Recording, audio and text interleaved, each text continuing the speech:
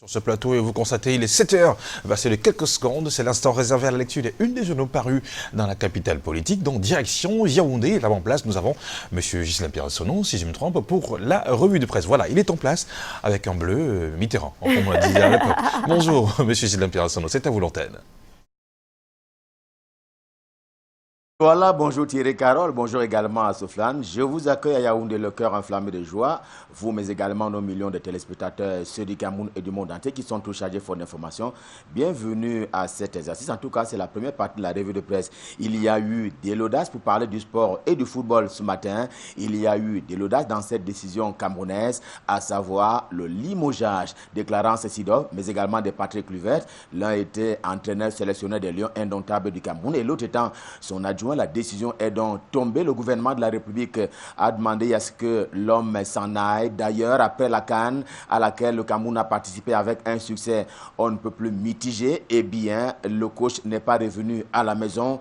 Il n'est pas revenu au Cameroun. Le Cameroun qui s'est donc fâché en limogeant son entraîneur qui avait été justement retenu il y a quelques mois encore avec un cahier de charges selon lequel il fallait que le Cameroun aille participer à la CAN, mais surtout aille là-bas, question de maintenir son pavé, à savoir la CAN qu'il avait gagnée en 2017. Il fallait donc que cette équipe remporte une fois encore la compétition. Et voilà donc que Mutation édition de ce jour en parle. Question, lui qui avait déjà titré que Clarence Seedorf était quelque peu sous mandat d'avis de recherche, eh bien ce matin, il savait qu'il n'est plus le coach des Lions indomptables du Cameroun. Où se trouve-t-il?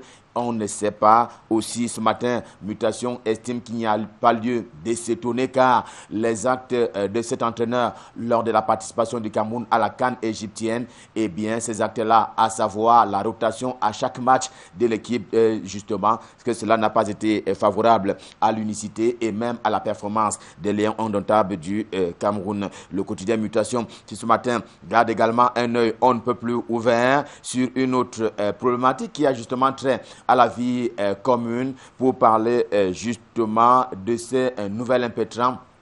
Précisément parce qu'on en parle depuis quelques jours maintenant. Mutation parle justement de la France comme partenaire du Cameroun qui avait annoncé, on s'en souvient, il y a quelques années encore, à savoir cette restitution de l'histoire. Oui, il s'agit bien de la restitution de l'histoire. La France qui respecte justement ses engagements relativement à la déclassification des archives dont le Cameroun doit profiter. En tout cas, Mutation en parle dans sa livraison de ce jour. Quant au quotidien camerounais à capitaux publics, Cameroun Tribune, dans sa livraison de ce mercredi, il est question de se plancher sur un sujet à caractère communicationnel en faisant justement état de cette posture du ministre René Emmanuel Sadi en charge de la communication à l'issue d'une rencontre ayant réuni autour de lui hier un certain nombre de points focaux de la communication gouvernementale. Le ministre de la communication qui a dit être concerné au premier chef par la communication gouvernementale justement, mais cela n'était pas de façon exclusive, a-t-il souligné, car il doit partager justement la communication avec un certain nombre de points focaux dans les départements ministériels qui étaient donc réunis autour de lui hier à l'occasion d'une rencontre, on va dire, inédite. Et d'ailleurs, il était question pour lui d'exhorter les autres membres du gouvernement, ses collègues du gouvernement, et aussi à communiquer, c'est-à-dire à faire savoir ce qu'ils font au quotidien en faveur des Camerounais. La une principale de Cameroun Tribune, le quotidien camerounais à capitaux publics édition de ce jour, se rapporte aux prochaines consultations locales au Cameroun pour parler des élections. Malgré la prorogation des mandats et des députés et des conseillers municipaux, le journal constate que sur le terrain, il y a déjà comme une effervescence qui précède souvent les élections au Cameroun. Et à propos des consultations électorales, le quotidien camerounais d'expression anglaise, The Guardian Post, dans sa livraison de ce mercredi, se demande pourquoi la solution de la rotation à la tête de l'État n'a pas été envisagée jusqu'ici au Cameroun, à savoir que autant on veut bien qu'un francophone dirige le Cameroun, il faudrait qu'on songe également à ce qu'un anglophone, ou si vous voulez, un Camerounais originaire justement du nord-ouest et du sud-ouest, un Camerounais tout court d'expression anglaise, lui aussi à voix au chapitre. En tout cas, le quotidien The Guardian Post estime qu'il va falloir procéder justement à la rotation à la tête de l'État. Il y a la matière à réflexion, dit-il, dans le sens de la résolution de la crise anglophone. Manifestement, Cela fait partie justement des revendications des Camerounais des bons loi par les sécessionnistes, à savoir la rotation à la tête de l'État. Et s'il y a un journal qui campe régulièrement sur le terrain, notamment des municipalités, c'est bien le journal Le Municipal, lui aussi disponible en kiosque ce jour. Eh bien, le journal qui estime dans sa démarche de ce matin qu'il va falloir se focaliser sur le cas de Jack Boa, du pseudonyme du délégué du gouvernement auprès de la communauté urbaine de Yaoundé, du vrai nom de Gilbert Timi Evuna, lequel a manifestement baissé en intensité quant à l'effort de l'ordre urbain. L'on sait qu'à un moment donné de sa vie, en termes justement de gestion de la cité capitale Yaoundé, eh bien, Gilbert Timi Evuna a fait montre d'une certaine rigueur dans l'ordre urbain dans la capitale camerounaise. Le journal ce matin croit savoir qu'il est de retour. Eh bien, ceux qui se sont spécialisés dans le désordre urbain n'ont qu'à bien se tenir, prévoit encore le journal en kiosque ce jour. Et on parlait justement de cette gestion de la cité, et c'est le cas de le souligner cette fois-ci avec le ministre en charge de l'éducation des bases, le professeur Laurent Serge Etoundi Ngoa, qui fait justement la une des infos matin ce matin, vous le voyez. Eh bien, et le journal est allé à la rencontre de cet homme à distance parce que c'est lui qui mobilise les militants du RDPC, le Rassemblement démocratique du peuple camerounais, notamment dans l'arrondissement de Yaoundé 7e pour le compte de son parti politique, à savoir le RDPC. La nouvelle est ainsi partagée et le journal La Nouvelle également en kiosque ce jour conduit à cet homme, vous allez le voir, eh bien, il s'appelle Junior Zogo, il est ancien commissaire des polices, ancien fonctionnaire de la police camerounaise, aujourd'hui en exil du côté manifestement de l'Europe ou alors aux États-Unis d'Amérique. Eh bien, le journal estime que l'homme est certes en exil, mais ce n'est pas un exil de parole, car, dit-il, par un ton grave, eh bien, il est parti du Cameroun, souligne encore le journal, pour une affaire d'homosexualité qui l'aura donc conduit en exil. L'homme qui est donc connecté à la base, à brigade anti-Sardina, parle ce matin également de ses relations avec Edgar Alain Mebengor, mais également avec Jean-Marie Tangana Mebara. Et le journal en fait cas à la suite justement de ces manifestations du côté de l'intercontinental à Genève. Oui, ce commissaire avait participé à ces manifestations de près ou alors de loin. Cela aurait pu provoquer justement la colère du journal et Singan. Il n'en est pas, ce n'est pas le cas, que non, puisque le journal s'intéresse au contraire à cet homme, Yves-Michel Fotso, du nom de l'ancien administrateur, directeur général de la CAMER, l'entreprise camerounaise en charge du transport aérien. Et justement, pour son compte, c'est un motif qui est souligné par le journal, lequel journal fait cas justement de ce que, au lieu de cette décision qui avait été prise en son temps par la Cour commune de justice et d'arbitrage qui a compétence sur le continent africain, qui avait donc rendu sa décision, une décision qui lui était d'ailleurs favorable. Au contraire, le TCS, le tribunal criminel spécial, a été sans pitié en date du 26 avril 2016 en condamnant par 2 fois l'ancien administrateur directeur de la CAMER, à savoir Yves-Michel Fotso. Repère est le journal de Frère Richard Touna Ombe. Le journal est également en kiosque ce jour. Il parle des œuvres de Paul Tazon, à savoir que le ministre délégué auprès du ministre Alamine Ousmane, mais en charge de l'économie, de la planification et de l'aménagement du territoire, il a justement rendu visite à ces quelques 4000 personnes, souligné le nombre, 4000 personnes déplacées du Lébialem. Nous sommes dans l'une des 2 régions camerounaises qui sont traversées par la crise sociopolitique et il s'agit des personnes qui sont donc déplacées, résidant actuellement dans la région de l'Ouest Cameroun, l'Ouest dont la capitale est Bafoussam. On va rester dans la région de l'Ouest Cameroun, précisément avec le journal Ouest Echo qui signale qu'il ne faut pas travestir les propos du ministre Dr Madeleine Tchouente, qui est d'ailleurs en charge de la recherche scientifique et de l'innovation. Il ne faut pas travestir ces propos. C'est au sujet des manifestations de Genève et le journal ce matin se propose de restituer tous les dits et même les non-dits du docteur Madeleine Tchouente. De l'économie au menu des menus de la presse camerounaise à papier ce matin, il y a surtout Éco Matin qui présente la structure de la dette publique extérieure du Cameroun. Les voici pour parler justement de ces organisations publiques camerounaises les plus endettées auprès de la Chine à travers 1001 banques de ce pays. Au total, cette dette-là de 35% du PIB, le produit intérieur brut. L'économie est également en kiosque. L'économie étant un quotidien camerounais qui traite au quotidien des questions économiques et financières. Il est également en kiosque et il se préoccupe du carburant. Carburant en ceci que le débat fait rage pendant qu'on prépare le budget pour l'exercice 2020, sa subvention donc du carburant qui fait l'objet d'une vision du oui opposée à celle du non.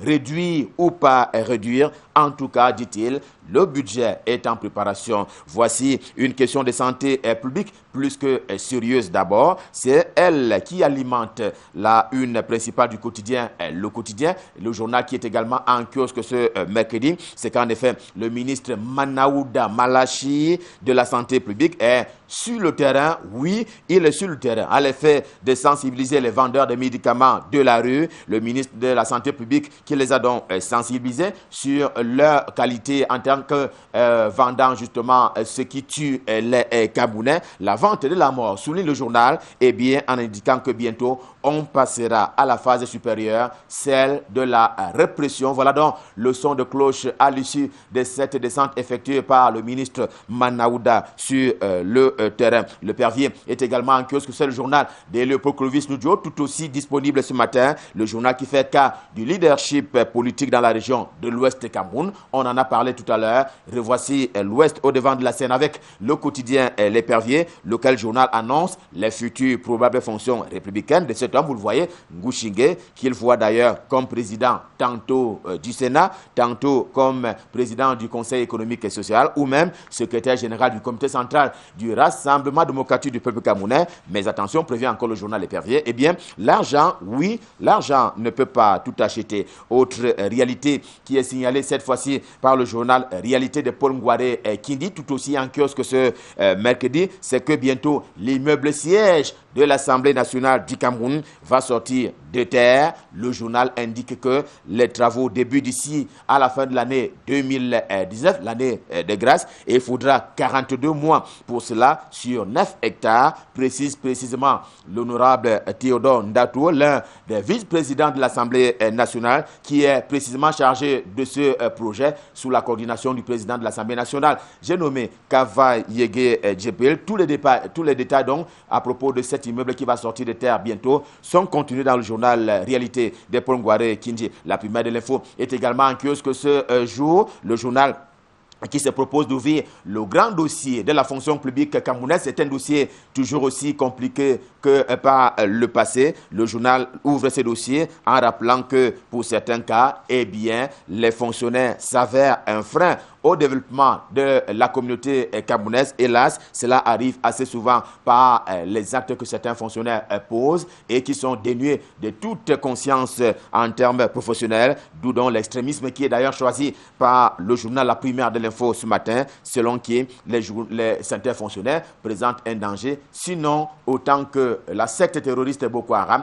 Du moins, cela ne va pas dans le sens des intérêts de la République. Et avec ce journal La Primaire de l'info, revue de presse Made in Yaoundé, édition de ce mercredi, stop fin, le cœur enflammé de joie, nous vous avons servi. On prend rendez-vous pour demain quand il sera 7 heures pour le même exercice, et naturellement notre cœur sera toujours enflammé de joie. Pour le moment, mettons le cap, et c'est une invitation que je voudrais formuler à votre adresse, mettons dans le cap sur Douala, question de retrouver Aimé Catherine Moukouri pour la suite et la fin de la revue de presse. Bonjour Aimé, c'est à vous à Douala. Bonjour Gislain-Pierre Essonno et bonjour à nos millions de téléspectateurs. Ce matin, la revue de presse acte dans la capitale économique Douala démarre avec le quotidien Le Messager. Comme d'autres journaux ce mercredi, ce quotidien nous parle à sa une de ce limogeage du sélectionneur des Lions indomptables, Clarence Sidoff. Sidoff et Cuivette morts dans la fosse aux Lions, titre le quotidien Le Messager, qui nous fait savoir que la Fédération camerounaise de football, par le biais d'un communiqué signé de son président Seydou Mbombo Njoya hier mardi, officialise le départ du duo néerlandais qui paie le lourd tribut de l'élimination prématurée de l'équipe nationale Fagnon à la Coupe d'Afrique des Nations en Égypte. 11 mois et ils s'en vont, nous dit le messager.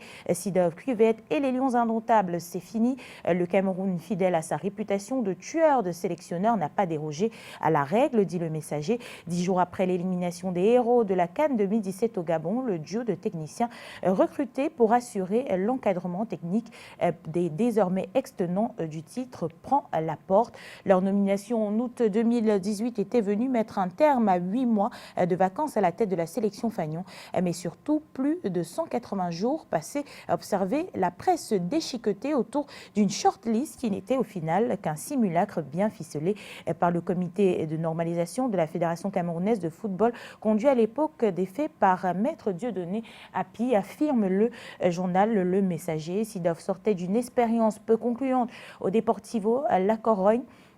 Arrivé en février, alors que le club filait tout droit en deuxième division, l'ancien joueur du Milan AC n'avait pu empêcher la relégation de son équipe. Il s'agissait de sa 3e expérience de coach après son échec sur le banc milanais en 2014 et en Chine au Shenzhen FC en deuxième division. Le bas de la une du quotidien Le Messager ce mercredi est consacré à une actualité politique. On parle du président du MRC qui déclare le régime Biam a promis la mort. Maurice Kamto assume la responsabilité des marches blanches de janvier et de juin. Un article à lire en page 4 du journal qui nous fait savoir que hier, au cours de la conférence de presse tenue au siège du MRC par la deuxième vice-présidente de ce parti, Tyriane Noah, un message de Maurice Kamto a été lu jetant l'effroi au milieu des hommes des médias. Cette phrase de Maurice Kamto incite immanquablement à reconsidérer le milieu peint par Victor Hugo dans son ouvrage pédagogique Les derniers jours d'un condamné. Le journal nous dit ce matin qu'à l'évidence, le leader du MRC, à la lecture du dernier développement de l'actualité judiciaire, est désormais conscient que la partie d'en face ne tient pas à lui faire un seul cadeau, affirme le quotidien Le Messager. Et la nouvelle expression également disponible en kiosque ce mercredi nous parle aussi du MRC, mais cette fois-ci pas de son président encore détenu, mais d'un de ses militants qui a été libéré. Au bas justement de sa une en colonne, le journal titre Écho de prisonniers libérés. Après avoir passé plus de 6 mois de détention à la prison centrale de Kondengui, ce jeune a été libéré le 12 juin dernier en compagnie de plusieurs dizaines d'autres militants et sympathisants du mouvement pour la renaissance du Cameroun. Pierre Gaëtan Gankam, interpellé lors des marches du 26 janvier 2019.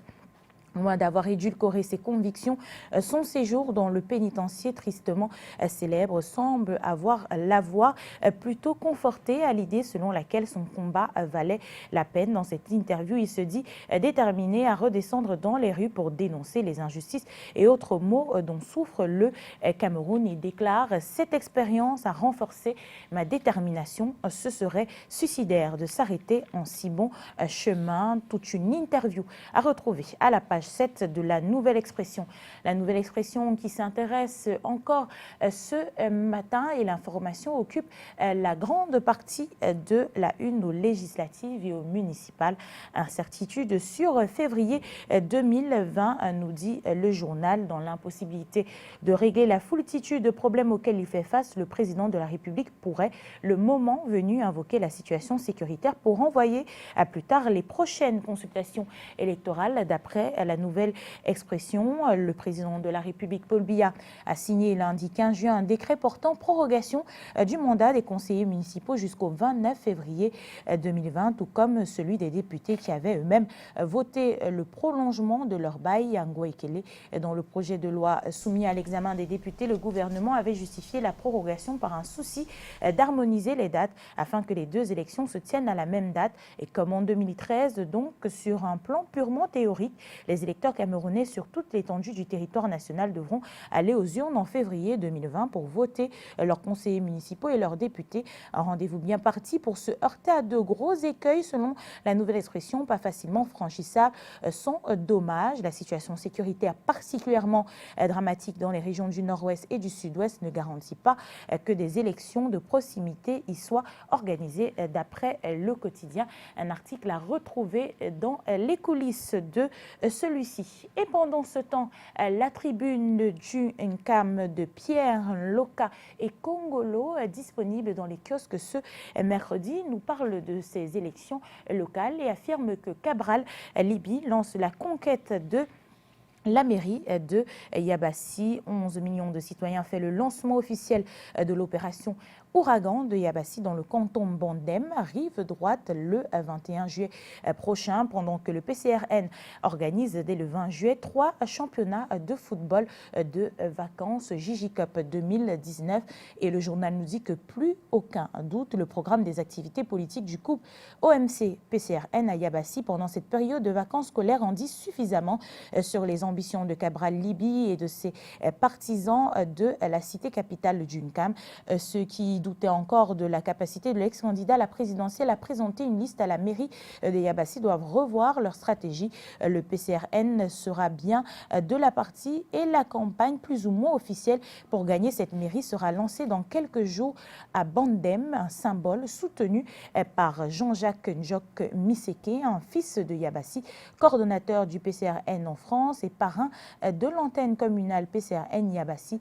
Cette campagne qui couvre également la période de vacances scolaires va se mener sur 2 fronts et ciblera toutes les couches sociales, affirme la tribune de Nkam.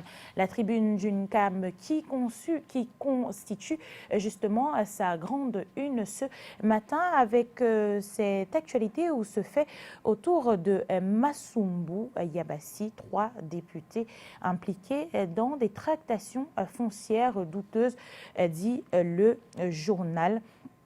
Joshua aussi, Alberto Collins et Gaston Combat tentent malgré l'opposition des populations d'obtenir des titres fonciers sur plusieurs dizaines d'hectares à Massoumbo. Le chef de village Joseph Bakaï, qui est un des co-bénéficiaires des 10 titres fonciers, soutient qu'il s'agit d'une opération régulière. Nous apprend la tribune du Nkam qui nous précise que surpris par des demandes d'immatriculation des terres de Massoumbo par des personnalités non originaires du village, des fils de Massoumbo vont immédiatement saisir le conservateur foncier du Nkam à travers des lettres d'opposition. Le conservateur refusera contre toute attente de les recevoir, ce qui va les pousser à recourir au service d'un huissier qui à son tour sera contraint d'utiliser une ruse pour introduire les dites oppositions.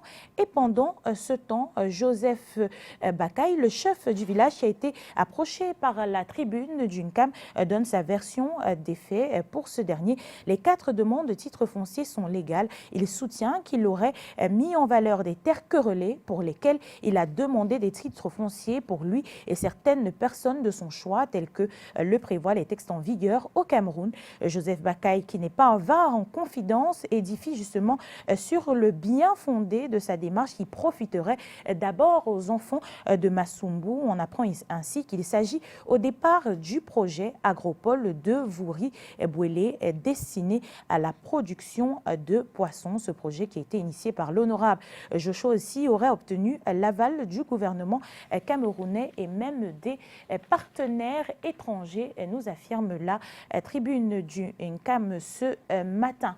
L'œil du Sahel, le tri-hebdomadaire d'information du Nord Cameroun, nous parle ce matin du calvaire, du chemin de croix des usagers dans le Grand Nord. On parle cette fois-ci de l'obtention de la carte d'identité.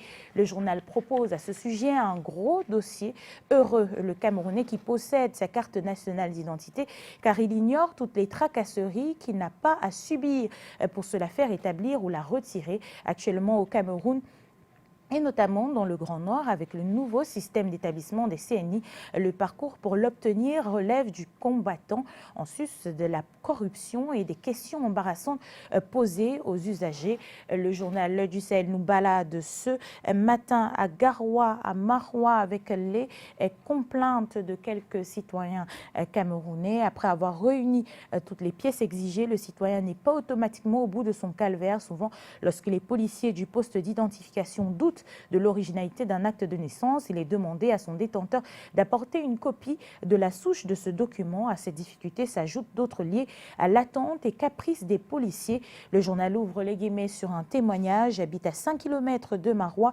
Depuis plus d'une semaine, je fais des va-et-vient dans ce commissariat pour me faire établir une CNI et l'accueil n'est pas des plus chaleureux. Chaque jour, je dépense 1000 francs pour le transport. S'il faut évaluer toutes mes dépenses, je suis environ à 20 000 francs CFA et je n'ai pas encore obtenu de CNI. C'est là le témoignage d'une femme rencontrée au poste d'identification numéro 1 de l'extrême nord. D'autres témoignages comme celui-là et les explications sur les raisons des tracasseries à retrouver justement dans ce dossier que nous propose L'Œil du Sahel. L'Œil du Sahel qui propose également à sa une grosse actualité sur le sport ce matin. À côté de cette information sur le limogeage de Clarence Seedorf qui a été justement annoncé d'une certaine manière par le ministre des Sports et de l'Éducation physique et sportive, le professeur Narcisse Mouelé-Kombi, qui avait signifié déjà que le cas Clarence Seedorf était en étude vu la piètre performance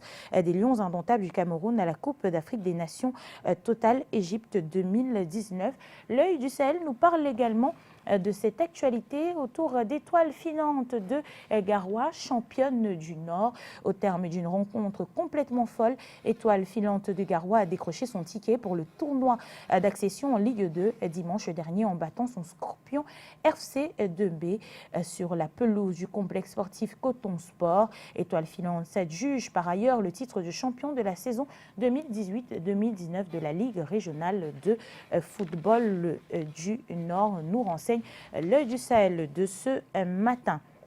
À retrouver également en kiosque le bimensuel d'information générale en Afrique, Afrique Info de Fils Ndiel. Elle nous parle des tristes événements de la Suisse. L'ancien haut-commissaire du Cameroun en Grande-Bretagne, Samuel Libok-Mbe, s'en prend aux responsables de l'attaque à répétition contre le couple présidentiel camerounais à Genève. Le chef traditionnel de Macaï et responsable politique dans le Nyon-Ekele s'insurge contre cette entreprise déstabilisatrice et demande à ceux qui veulent accéder au pouvoir de commencer par s'inscrire sur les listes électorales. Dans la même lancée, il exige le respect de l'institution qui est le président de la République, qui jouit de la légalité et même de la légitimité acquise par voie des urnes. Pour cet homme mendiant de la paix, les problèmes des Camerounais ne peuvent se résoudre qu'au Cameroun et par les Camerounais. De cette une justement de Afrique Info ce matin, le portrait d'un homme taxé d'être l'exemple même du dynamisme. Il s'agit du révérend Oswald Baboké, un métronome au cabinet civil de la présidence de la République. Titre justement Afrique Info ce matin. Il est un diplomate de formation sorti de l'Institut des relations internationales du Cameroun. Au sortir de sa formation, il n'aura pas passé beaucoup de temps ailleurs avant d'entrer au palais de l'Unité à Etoudi. Il a déjà séjourné l'essentiel de sa carrière. Officiellement, Oswald Baboké occupait le poste de conseiller technique au cabinet civil, mais dans les faits, il gérait surtout le cabinet civil de la première dame, affirme Afrique Info. Le ministre directeur du cabinet civil adjoint est originaire de la région de l'Est. Il est chrétien engagé. Il affirme avoir donné sa vie au Seigneur Jésus depuis février 2001. Il affirme vouloir porter l'évangile sur les crimes du pouvoir au Cameroun. Consacré pasteur, Oswald Baboké a amené dans sa foi toute sa famille. Son épouse, Crescence Baboké, est elle aussi pasteur, ainsi que sa fille, chanteuse de gospel, l'artiste Indira. À 46 ans seulement, Oswald Baboké est une tête pensante du pouvoir, nous dit Afrique Info, qui nous propose son portrait à lire en page 5 de ce bimensuel. La revue de presse Acte 2 dans la ville de Douala, c'est également l'information à l'étranger et sur le site d'information africanews.com, deux actualités, ou trois plutôt, majeures à l'étranger. Celle de la mort du musicien engagé Johnny Clegg, celui-là qui a combattu l'apartheid avec ses mélodies, mélange inédit de rythme zoulou et de pop occidental. Le zoulou blanc s'est éteint ce mardi à l'âge de 66 ans. Africa News nous rappelle que ce dernier, longtemps censuré dans son pays, a connu le succès d'abord à l'étranger avant de retourner en Afrique du Sud. Pendant les pires heures du régime raciste, ses chansons ont été interdites, nous rappelle Africa News. Africa News qui parle aussi ce matin du Cameroun et bien évidemment du limogeage de Clarence Seedorf du poste de sélectionneur après le fiasco de la CAN. Le site qui revient sur le communiqué de la FECAFOOT évoque une sortie prématurée du Cameroun et déclare que cela assombrit encore plus l'après-carrière de l'ancienne gloire du football, Clarence Seedorf, qui ne parvient donc pas à convaincre dans ses nouvelles fonctions de coach après deux passages de 6 mois à l'AC Milan et en Chine, puis une relégation en Espagne.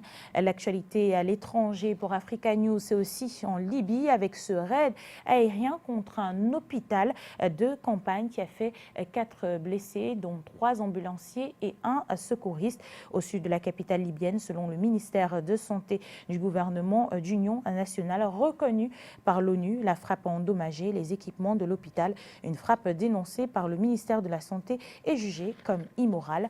Un autre site en ligne que nous retrouvons en un clic ce matin. Il s'agit de renews.com qui nous parle de la première présidente de la Commission européenne, Ursula von der Leyen.